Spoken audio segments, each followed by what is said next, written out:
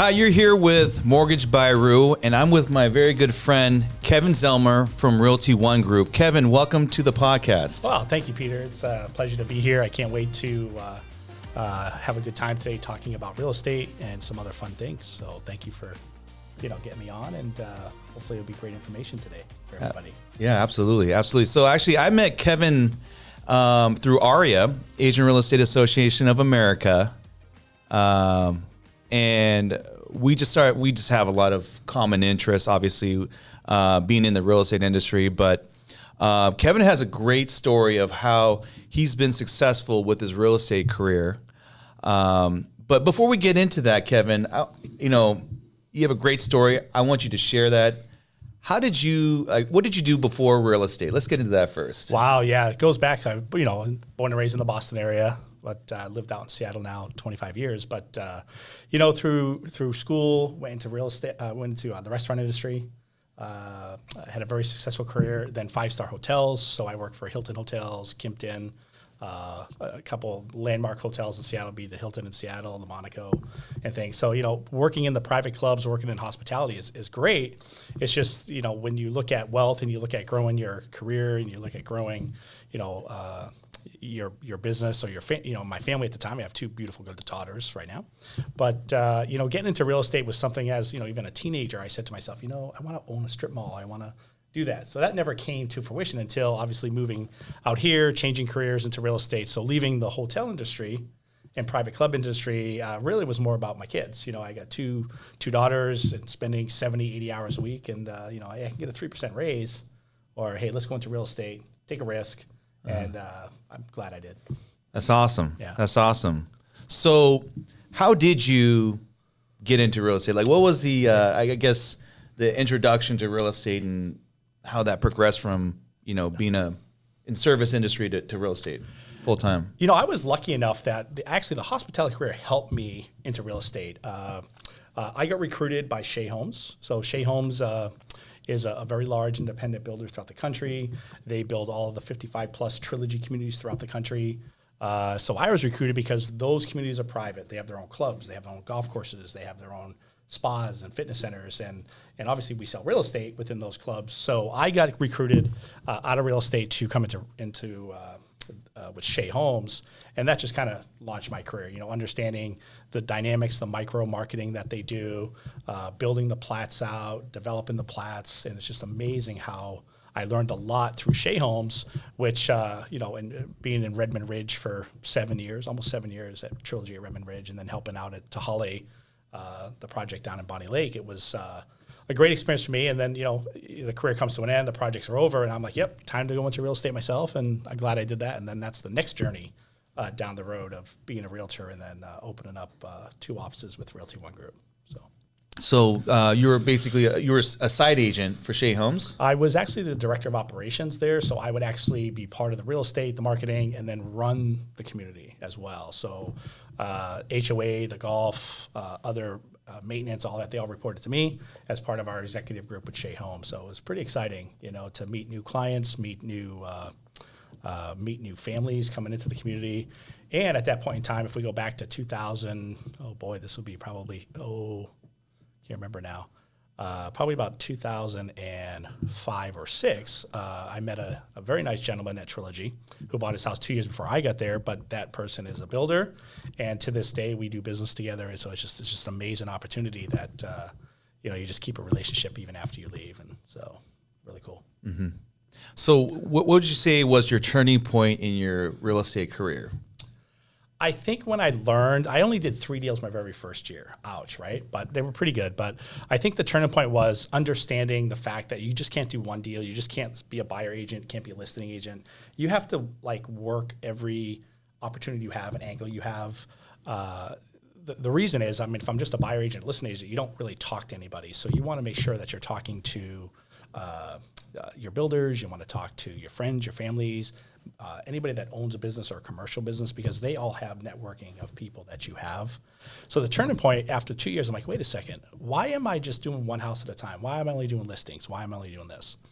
So I started to flip homes, was kind of the turning point. And I was like, oh, so I flipped a home, met a client at the house. He was an investor. His friend was an investor. And it's just rolled over, and it was just amazing because I was like, wait, this is a 2-for-1. So I help the client buy the home, they fix it, and then I sell the home. Well, if I do that 5 times a year, it's only 5 deals, but technically turn it into 10 deals. Mm-hmm. So then flipping your own homes, again, you want to make sure the math is good. And if you're really good in math, you'll be a very good real estate agent and broker. But, what happened with the flipping, it really started to escalate because then you go to networking groups, you go to you join associations, you go to the Master Builders Association meetings, and you start to just communicate because you're an investor now. So rather than sell homes all the time, well, I would still sell homes, list homes. But if I do 3 flips a year, that could be $250,000, $300,000 in gross revenue just from flipping 2 to 3 homes a year. So that's kind of how I got started with how it really started to expand. And then working with Realty One Group, I had a great opportunity that was approached to me back in 2019. That's the launch of Realty One Group Enterprise in Bellevue. Yeah, definitely. I want to get into that first, but before we get into that, you are in, I feel like a segment of real estate where a lot of realtors want to get into. Mm-hmm. So working with builders, can you talk a little bit about that and how, if I was a realtor and I wanted to get into builder business, mm-hmm. how do we go about that? I think there's 2 levels of that. I mean, obviously, if you're friends and colleagues of builders, you can list the houses for builders, but that's just a one-off. Working with builders is sourcing the land, sourcing clients, sellers from either letters,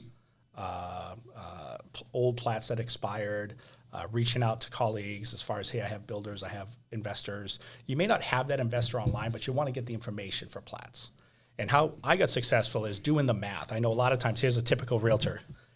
They'll send an email to their builder or investor, say, hey, John, this is Kevin. Hey, look at this piece of property. I think you can make some money. Let me know if you want to write an offer. Not good, okay?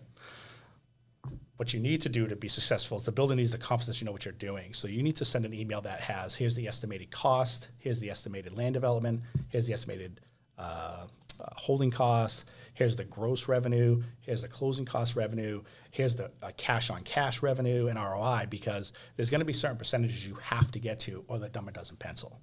So the net ROI, if it's under 20%, it's going to be really tough to pencil that. So before you send something and then you start sending all these emails to all these builders and you're not doing the math, immediately you're going to be disqualified from being competent enough to make sure of that. So you got to really be detailed enough. So a tip to the realtors is, do the math. If it doesn't pencil, don't send it.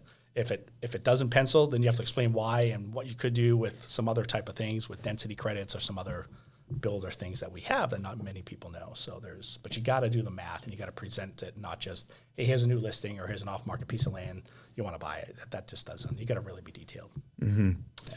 So do you think that the networking piece is big? As far as getting a builder, I'm sure there's some learning curve with crunching numbers for them, but mm-hmm.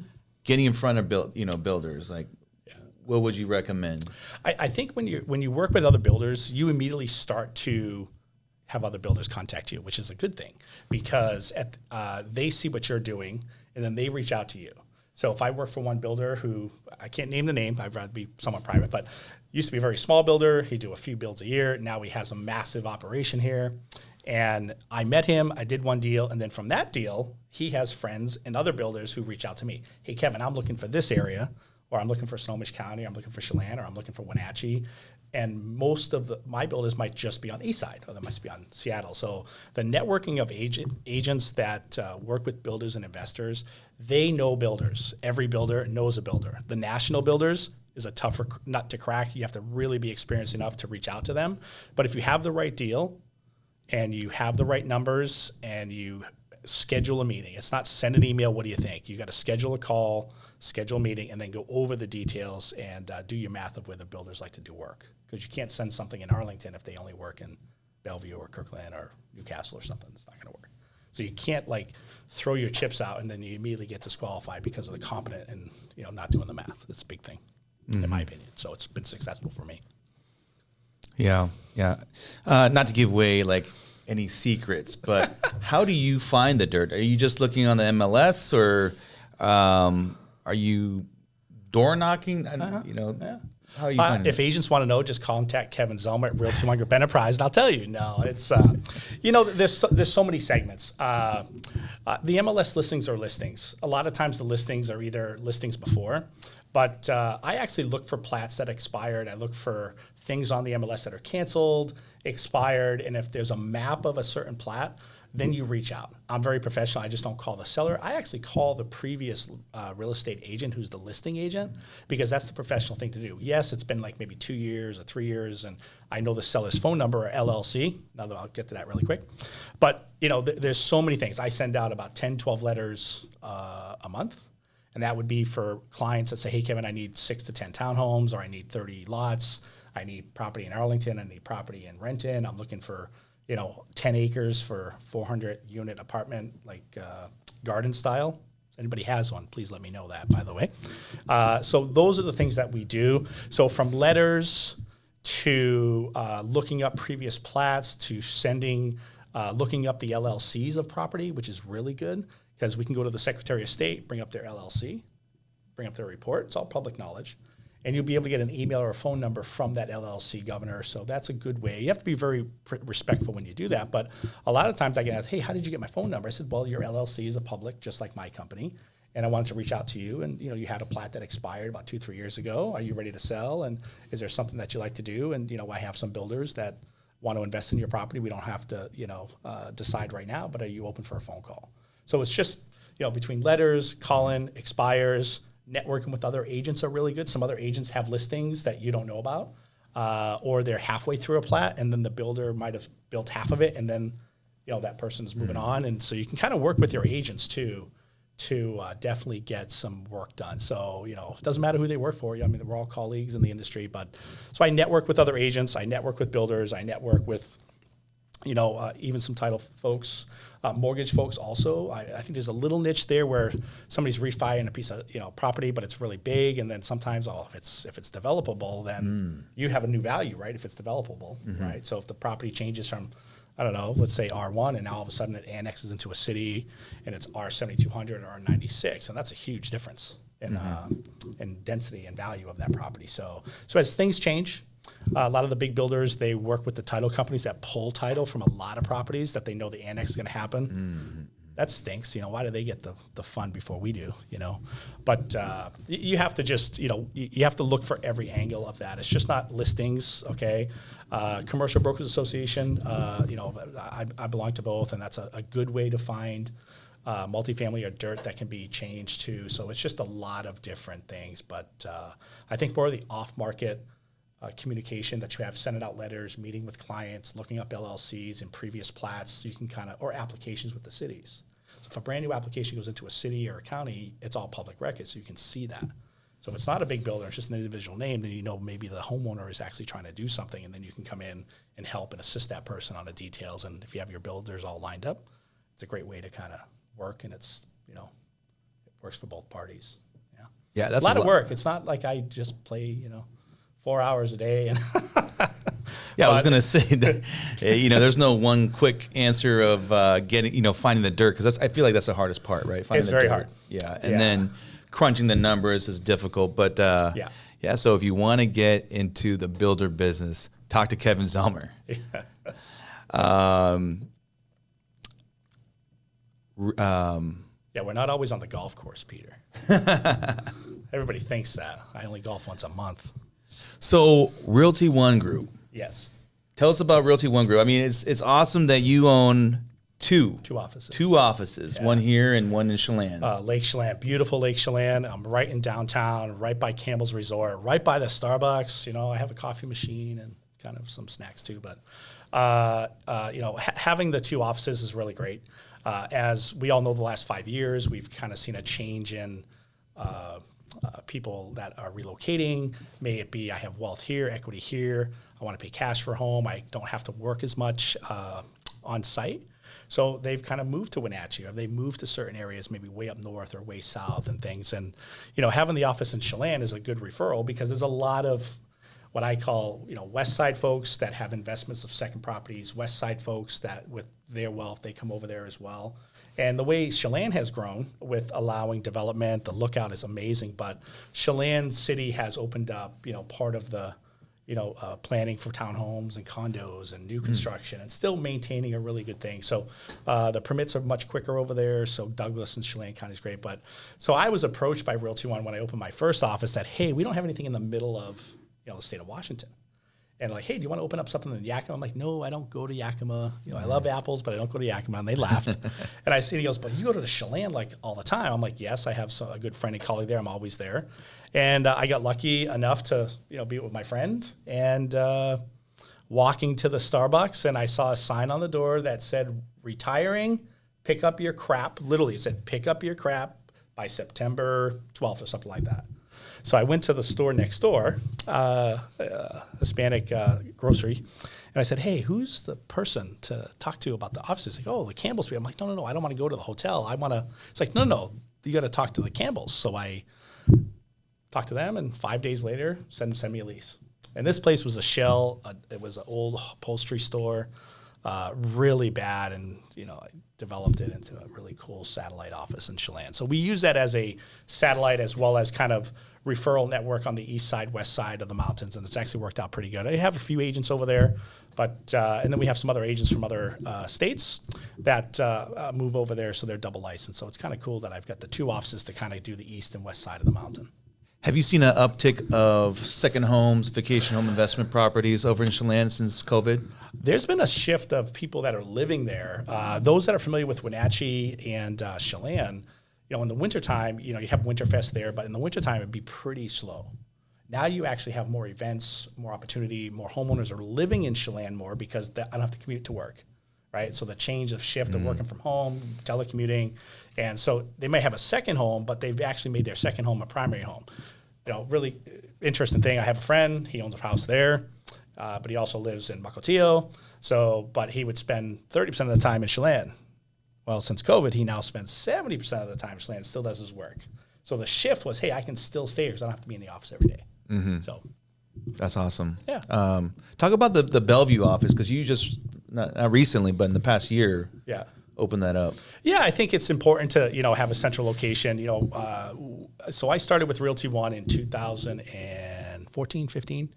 And then I was approached to open an office as they were looking to expand in Washington State. We have almost 20 offices now in the state of Washington and almost 500 nationwide in 20 countries. So Realty One Group International is kind of like our new name, not just Realty One Group, because we have expanded into the international market, and I think there's going to be about 4 to 6 more countries added in 2024. So it's just an awesome company, which is why when I left Shea Homes, I went right to Realty One Group.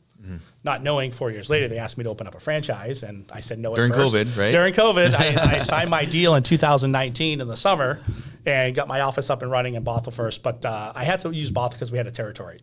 And but my goal was to kind of get through the beginning part of the franchise, move the office to Bellevue. It was always that plan to be centrally located. So I'm the closest office to Seattle, so handling that office. So the change has been tough, but COVID was tough for agents because a lot of agents kind of have exited, and it's been tough to do that. But the new office is good. I have a small office. There's a reason for that. But getting and recruiting agents in the office in Bellevue now that we're beyond COVID, then the rate hits, right? I don't want to talk to rate. You already know that frustration. Coming down. But it's coming down. I know it's coming down. It went up the other week last week. But a lot of agents have exited the industry, and Bellevue is very competitive, and there's so many wonderful brokerages. We're all similar, but there's some massive benefits with Realty One. I know we'll get into a little bit later, but we are a national company, international company, and I like the fact that when you work for national, you can easily get more referrals to easily do that. So right now we have 6 referrals from agents in my office throughout the country: North Carolina, Tennessee, Idaho, Florida, Arizona. So, we kind of work with our partners and the owners of the offices, and it's a really good mix to make sure we match the agent profile with the client profile. If you don't work for national, then you have to either have a friend who lives in that state, and if you don't, then you're doing your research trying to find out the person. You really don't know that agent. But having a national company really helps people with some ancillary income with networking and referring out of the state. And it's kind of worked out great. People are successful even if they don't work for a national, but I think there is a benefit there that you can kind of reach out and have a specific profile of a client and agent that, and the culture that we have is really important for our clients. So that's awesome. That's awesome. So I want to get into this hot topic here, the new buyer agency law. Tell me a little bit about what your thoughts are on it and how you and your realtors in your office are implementing it. Wow. I mean, there's so many opinions on this. The buyer agreement has been in place for years, which is very interesting. But now we do have to pause it because we're in Washington State. And, and I talk to so many different Realty One Group owners throughout the country. And, all the MLSs and data and things, there's different contracts, there's ways, but I have to just speak about Washington State. Okay. But so we've had buyer agreements. They've been in place. They've been part of Realty One Group. They've been part of the MLS. They've been part of the deal. I mean, these buyer agreements have been in place for a very long time. I think what happens over time, people always would say, oh, the buyer agency agreement is a double-edged sword. Well, you can do a non-exclusive one and work with that client and have confidence you want to do that. There's different options of working with a client on a different timeline if they're looking for something quick or property specific. So the buyer agent agreement has already been in place. The reason what happened is we don't use that, and then someone that you've been working with for 2-3 months can't find a home, or then all of a sudden they find out their family member's friend of a friend is the agent, and you do that. But the buyer agreement is the worth that you have to the client, okay? Newer agents, when you're working with a new client, you got to let them know the worth, and that not only are you working for that agent, but your designated broker, your owner, your mentor. So that buyer has not just you, but a slew of assistants behind the scenes that they don't know with the newer agents. So the newer agent's worth also is part of the system and the culture of the brokerage you work for as well. But the buyer agreements, what we implemented, and again, the agents in my office are, do I really need it? Do I don't need it? I'm like, and the answer is what? Yes, you do. Because we don't want to get dinged, and we don't want to, get to a point of violations, and those, you want to keep it very straightforward. But so the buyer agreements are a required state law here in Washington State to have them agreed upon. I think what I've told my agents is when you meet a client on the phone, don't talk about the buyer agreement first. You should set up a meeting. Don't just say, hey, let's go look at a house and then sign this paperwork on the hood of your car. Have a coffee with your clients, visit their existing home. If they rent, it's okay because you can actually visit what they rent so you can see what they need. And sometimes that's really important to identify. They might want 3 bedrooms, but for a fact they already have 3 children, they have a dog.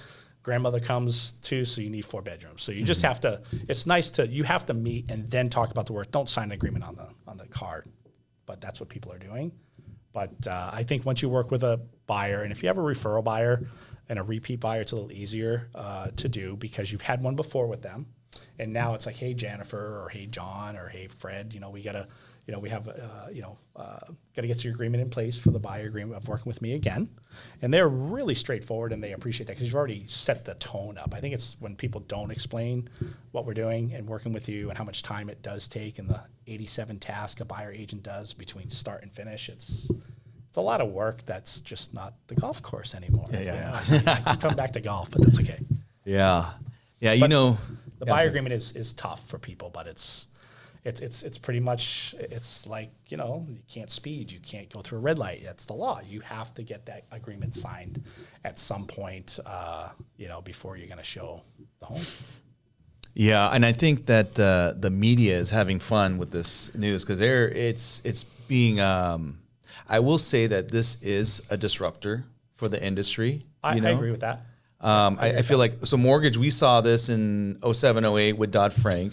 Yes. And, I've seen some stats that they're saying about 87% of realtors are going to exit the profession because of this buyer agency law. I don't think it's the buyer agency law. I think there's a couple different things. The media doesn't share all the accurate information. Obviously, they only have a little bit of time on air, right?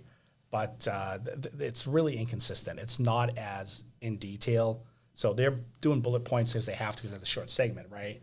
But the reality is, commission, buyer's agreements, this has all been in place for, years, even way back when I started with Shea. I mean, you still had a buyer agreement. Back in the day, the MLS here, and again, I have to speak Washington State, we never posted commission, right? Then as things transpired in the industry, then the private MLS here said, hey, there's a new rule, this is what we're going to do, then you post a commission. And now, due to this other unfortunate lawsuit, now we're not going to post the commission again. Mm-hmm. So everybody freaks out, oh my God. But I think a lot of the exodus is more about, we've had some challenges with, economy of scale with affordability with rates, unfortunately. You guys do a good job of trying to lower those, which is good. But I think a lot of that has just been exodus because of the market with the buyer agreement. But the media is out there and it freaks people out, and then they don't have the right information, And so I try to talk, and my office is built on, hey, no, I know you heard that, but here's reality. When your feet are on the ground, this is what's going to happen. That's a little cliche to say, but I hear a lot of agents reach out to me, and it's just, no, that's not how it works. And here's the fact and the truth. But in Washington, we didn't have commission posted before years ago. Mm-hmm. We operated fine, didn't we? We closed tons of houses in 2000, 2001, 2002, back in the day. So yeah, there's a little bit of missed communication, as I call it out there in the media world, because it's just not what they're saying. And then when, even when they talk about the not disclosing commission, that's hard to believe, because our documents for years and speaking with sellers, they've always had the option to set a commission that's fair for both agents to work with. But other states, they don't have what we have here. It's a little bit more ambiguous, and that is a challenge. So I think this is a good change nationwide to be very consistent. Washington State's been awesome over the years, so we don't see that. It's just, the buyer agreement should not bother most, but now Zillow has come and schedule our non-exclusive buyer agreement tour with a Zillow agent. So that's the same thing we do. Mm-hmm. So, I don't think it's going to impact. It's just getting the agents comfortable that they have to sign these, and if the agent doesn't want to sign it, or the buyer didn't want to sign it before, they're going to go see another agent. Well, that's not the case. All offices, all brokerages must have a buyer agreement in place for all transactions. So, are you or any of your realtors seeing sellers saying that I'm not paying the buyer agent's commission? Very few. Even builders is very few. I don't think. I think the misconception is, oh my God, I don't want to pay the commission. To me, when I speak with some of the questions I've gotten from a lot of my, either referrals, or they've listed before and they're going to list again, or the builders, is I explain that, remember, this is still a full transaction.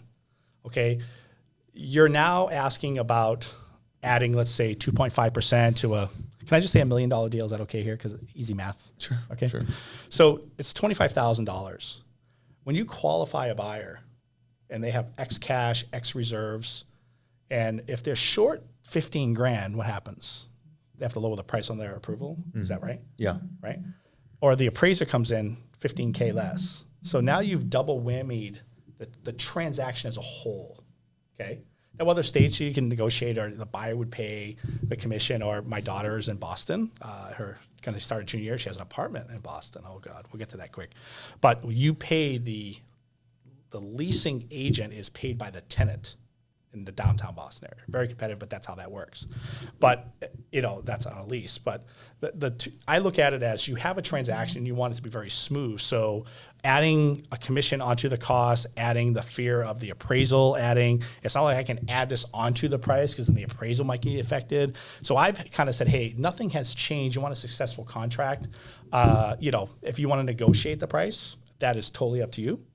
But I think, having zero, unlike the big builders, in their plats, they offer zero. Like some of the big builders, don't want to name any, you know who they are. But, they have community reps. And, I used to work for Shea Homes, so I know. So those community reps are there already.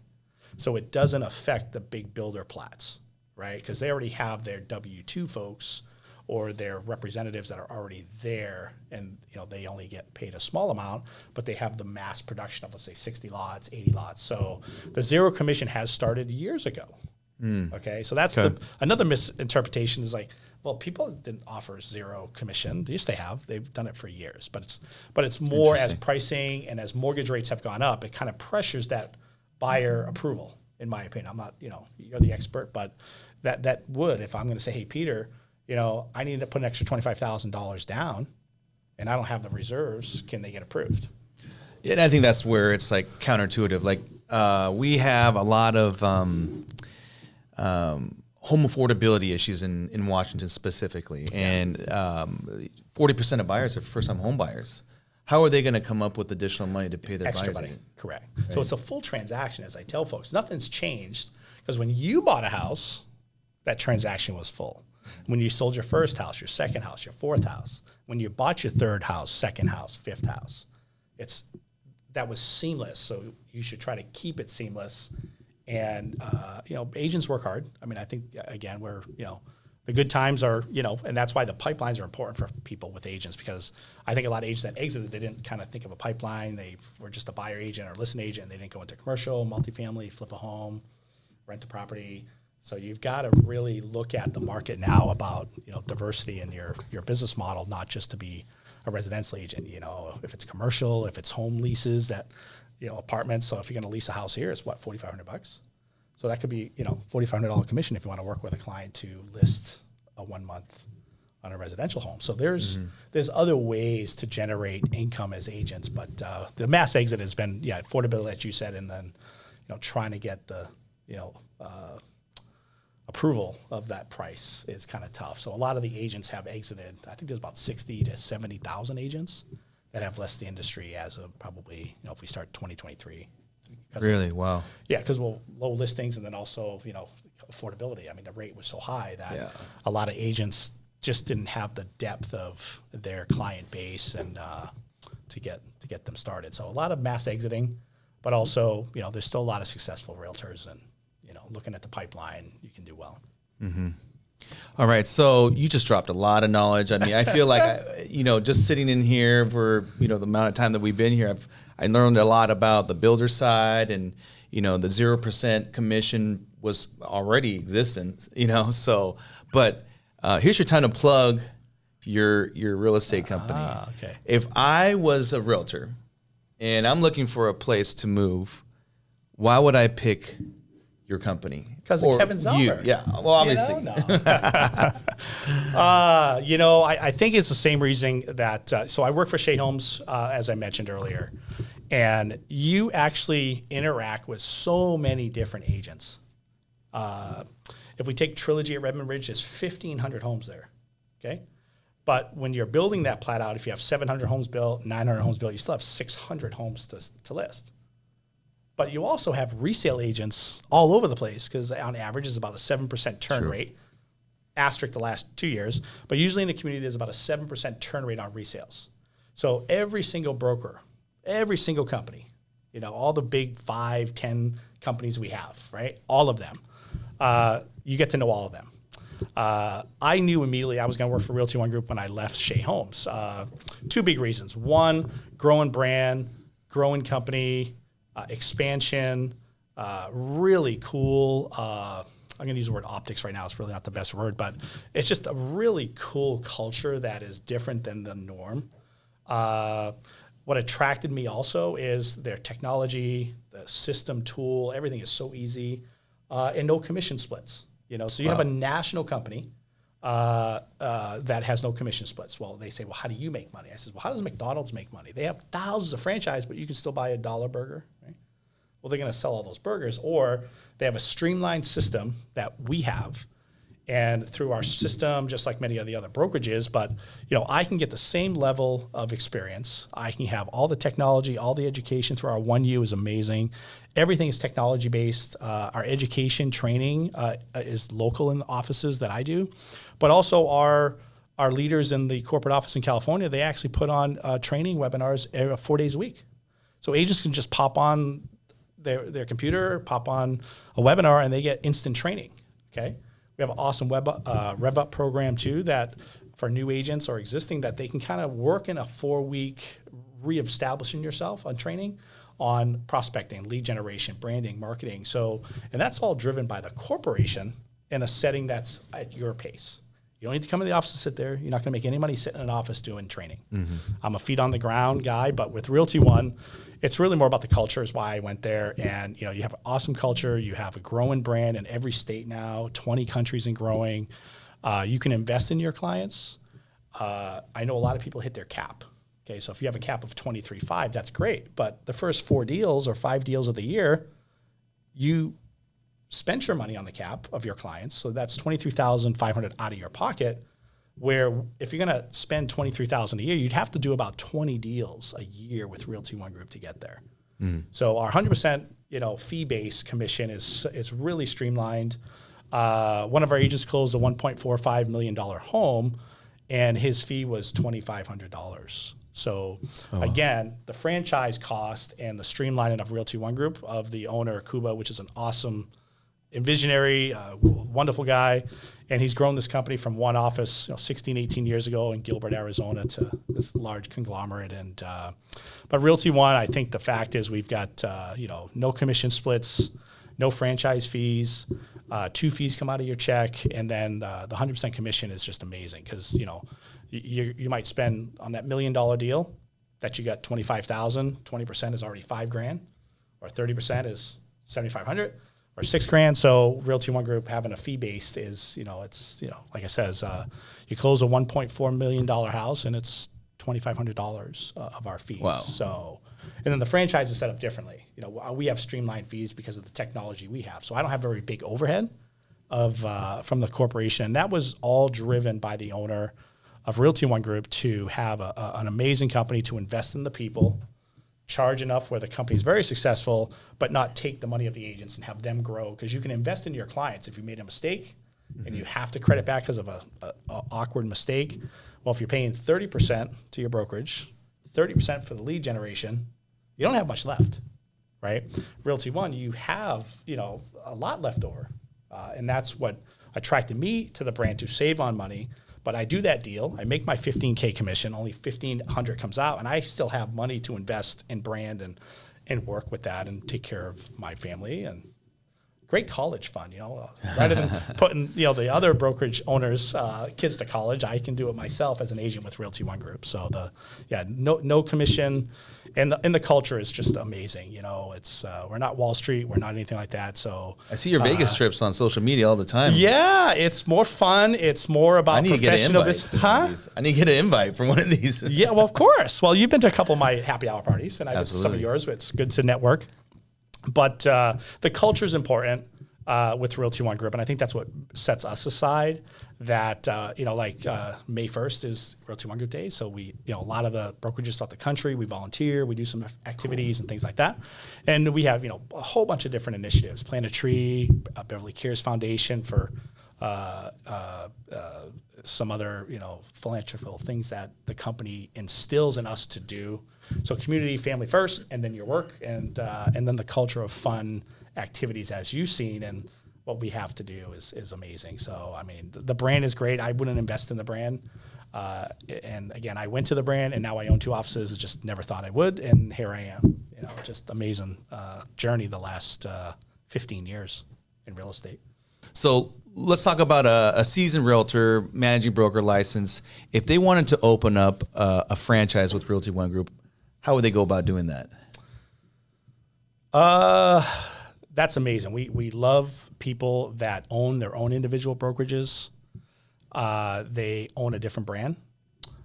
They want to get into the growing brand as well as affordability of, I'm going to use the word recession-proof franchisee. If you look up Realty One Group, a lot of the franchise notes and a lot of the franchise news and quality of the company. Any owner of an existing, maybe a small brokerage that's looking for the infrastructure. I love the fact that I have a one-stop shop as the brokerage owners, that I log into my system and everything is there. Accounting, dues, fees, agents, billing, electronic storage, marketing, branding, everything is there as the business owner. So I don't have to pay for this. I don't have to pay for that software. I don't have to pay for that software. So it's all inclusive like most of the other bigger brands. the cost is substantially less, and that's just through the streamline of the company. So people that are looking to, if they have a big team, or you're working for a virtual office and you need something better, people that want to find out more about opening a franchise, I'm more than welcome to have the initial conversation. And then we have some of our regional folks with Realty One Group that we would schedule a time, and regionally too. I mean, we're not going to be like other brands where, I'll use Chelan for instance. I mean, I think there's 5 Windermere's in the city of Chelan. There's only 2 main streets, right? Or you've got 6 Keller Williams within, 10 miles of each other. So that's not how the company works. We want to make sure our offices are successful and they grow. Or if you have smaller offices because you do, some other things, and you keep it to a manageable size for whatever that works for the owner. But the franchise, if anybody has any questions, reach out to me. I'd love to have a quick conversation, then forward you off to our regional franchise sales folks, Ed and Eddie and other folks in our company, that you can get a really good thing. But the benefit is it's a lower franchise fee. The franchise costs per month are substantially lower than some of the bigger folks. And then obviously the technology and the culture is something that really you can get behind, and the company continues to grow. Well, there you have it. Kevin Zellmer, Realty One Group. Thank you for, being on the podcast. I really appreciate all the knowledge and information you've given us. We didn't even talk about golf. Are we going to play golf this week? It's raining, but maybe next week. But if you're a realtor and want to know more about Realty One Group or start a franchise, please reach out to Kevin. His information will be down below.